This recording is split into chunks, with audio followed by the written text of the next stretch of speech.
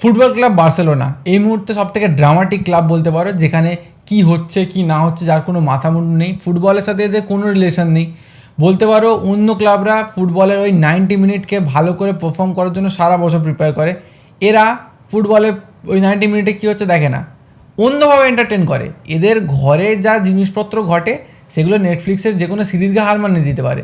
এখানে সাসবহুর যে ঝঞ্ঝট আমরা সিরিয়ালসে দেখে আসি তার থেকেও বড় বড় কিছু ঝঞ্ঝট হতে চলেছে, মানে হয়ে যাচ্ছে কনস্ট্যান্টলি। মানে বার্সেলোনার ফ্যান হিসাবে যখন থেকে দেখা শুরু করেছি না, আমরা হয়তো খুব বেশি 3-4 বছর ভালোভাবে পারফেক্ট ফুটবল দেখেছি, তারপর থেকে শুধু আমরা পলিটিক্সই দেখে আসি। বার্তামেমের পলিটিক্স থেকে বের করার জন্য আমরা লাপোর্তাকে দেখতে পেলাম যে আসবে। লাপোর্তার উপর প্রচণ্ড পরিমাণে আমাদের কী ছিল, ভরসা ছিল যে এই মানুষটা এসে হয়তো সব ঠিক করে দেবে। এরকম একটা ভেবে চিন্তে আমরা ছিলাম। যে মেসিও সাপোর্ট করছে দেখলাম, আমরা বললাম প্রচুর একটা ভালো দিন আসতে চলেছে। বাবা, মেসিও চলে গেল।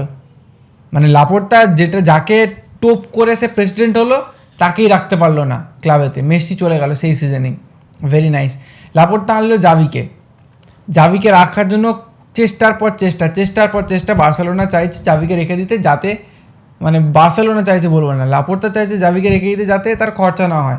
জাভিকে স্যাক করতে গেলে 20 না 22 মিলিয়ন দিতে হবে, আমার নতুন ম্যানেজার আনতে গেলে তার পিছনে খরচা কী দরকার আছে, তার থেকে জাভি ভাই তুই থাক। জাভি প্রচুর ভুল করেছে, ঠিক আছে, মানে বড় বড় ম্যাচ যাচ্ছেভাবে হেরে গেছে। জিরোনার সাথে 5-2 না কিছু একটাতে হেরেছিল, তারপরে না ভিলেরিয়ালের সাথে 5-2 না 5-3 হেরেছিল, তারপরে জিরোনার কাছে 4-2 দুবার হেরেছে। এই সবগুলো হওয়ার পরে কিন্তু স্যাক হলো না জাভি, ঠিক আছে। মানে লাপোর্তা বলছে তুমি যা ইচ্ছা করতে পারো, তোমার কোনো চাপ নেই, তুমি যা ইচ্ছা করবে, জাভির কোনো দোষ নেই। কিন্তু যখন জাভি ভুল করে কিছুদিন বাদে একটা সত্যি কথা বলে ফেললো, তখন বলছে জাভি আউট, জাভিকে আমি রাখবো না। আরে 3 বছর তুমি, প্রথম কথা যে লাপোর্তাতে আমরা আসি, 3 বছর তুমি প্রেসিডেন্টের জায়গাতে বসে আছো, কি করে নিয়েছো, কি এমন করে নিয়েছো? অনেক প্রতিশ্রুতি ছিল, কিচ্ছু হয়নি।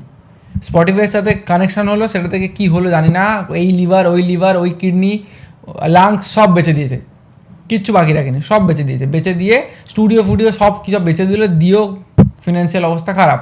1:1 রেশিওতে এবারে আসতে পারে। 1:1 রেশিও মানে তোমাদের বলে দিই যে যত টাকা প্লেয়ার বিক্রি করবে তত টাকা আবার প্লেয়ার কিনতে খরচা করতে পারে। এটা হচ্ছে 1:1 রেশিও, যেখানে বার্সেলোনা এই মুহূর্তে নেই। সিম্পল কথা। তো ব্যাপারটা কী হচ্ছে দেখো, আগের দিন জাভিকে জার্নালিস্টরা কোশ্চেন করে প্রেস কনফারেন্সে, যে কিছুটা এমন করে টোপ দেওয়া কোশ্চেন করেছে যেখানে জাভিকে মুখ খুলতে হয়েছে আর বলতে হয়েছে যে দেখো, জাভি এটা বলেছে যে দেখো 25 বছর আগে বার্সেলোনা যেটা ছিল সেটা আজকে নেই। আজকে আমরা ফিনান্সিয়ালি অনেক ব্রোকেন। আজকে আমরা যাকে চাইবো তাকেই, সেই প্লেয়ারটাকে পেয়ে যাবো, ওরম ব্যাপারে ওরম জায়গায় নেই। তো আমাদের থেকে তোমরা বহুত কিছু এক্সপেক্ট করো না যে আমরা সামনের বছর সব করে ফেলবো, লা লিগা জিতে যাবো, চ্যাম্পিয়ন্স জিতে যাবো। কিন্তু না, আমরা আমাদের এই ভাঙা টিম, কম দামি প্লেয়ার নিয়েও, লামাসিয়া প্লেয়ার নিয়েও সব থেকে বেস্ট ফাইটটা দেবো যাতে আমরা সবটা অ্যাচিভ করতে পারি। কিন্তু এক্সপেক্ট করো না যে আমরা সব করে ফেলবো। এটা কি মিথ্যে? এই রিয়েলিটিটা মানে 2018-19 থেকে চলে আসছে বার্সেলোনার সাথে। নেইমার যাওয়ার পর থেকে একটা প্লেয়ার দেখা যে নেইমারকে রিপ্লেস করতে পেরেছে। কাকে সাইন করেছে? কুটিনিও, ডেমবেলে, আচ্ছা এদিকে আনসু ফাতিকে তুলে এনেছে, আবদেকে তুলে এনেছে, আরও কাকে সব এনেছে, গ্রিজমানকে এনেছিল, এত লোককে এনেছে, কিন্তু কেউ কি ওই জায়গাটা ফুলফিল করতে পেরেছে? হয়নি। সব ফ্লপ, সব এভরিথিং। তো বেসিক্যালি বার্সেলোনার এই MSN এরার পরে পুরো বার্সেলোনার স্ট্রাকচার ভেঙে গেছে। মানে যখন অ্যাকচুয়াল ভালোভাবে ফুটবল বুঝতে শিখলাম ওই 17-18 বছর বয়সের পর থেকে, তারপর থেকে আমি আর বার্সেলোনাকে স্টেবল জায়গায় দেখিনি। আর এখানে সার্কাস চলতেই থাকে সারাক্ষণ, ঠিক আছে। মানে লাপোর্তা এমন একটা পাবলিক যাকে আমরা ভেবেছিলাম যে অনেক ভালো কিছু করবে আমাদের ক্লাবের হয়ে, কারণ পেপ গার্দিওলার সময় সে ছিল, সে রোনাল্ডিনিওকে আনতে একটা বড় রোল প্লে করেছিল, যদিও তখন ফিনান্সিয়াল জায়গাটা আলাদা ছিল। কিন্তু এখন কি করছো তুমি? রিয়াল মাদ্রিদে এমবাপে আসছে, তুমি তার এগেনস্ট একটা জবাব দাও। আমি বলছি না হালান্ডকে আনতে হবে, একটা ভালো প্রপার স্ট্রাইকার লেভানডস্কিকে রিপ্লেস করার মতো নিয়ে এসো।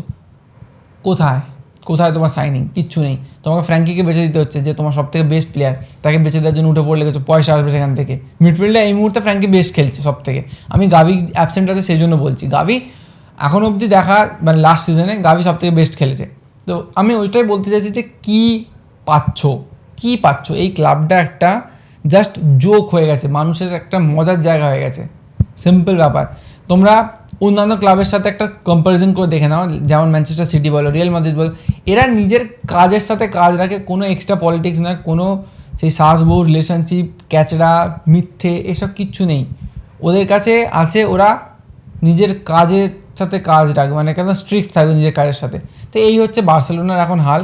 এখন বলছে জাভিকে স্যাক করে দেওয়া হবে এইটার জন্য। আমার মনে হয় জাভিকে স্যাক করে কোনো লাভ তো হবে না, উল্টে প্রচণ্ড লস।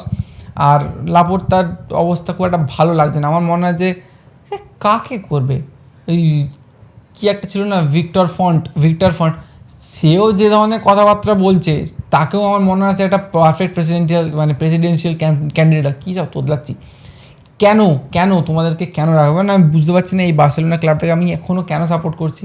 প্রত্যেকবার যখন একটা বার্সেলোনা জার্সি কিনবো ভেবেছি তোমাদের সামনে বসে যাতে ভিডিও করতে পারি, বার্সেলোনা ব্যাচটা দেখাতে পারি এরমভাবে, প্রত্যেকবার সেম হয়েছে।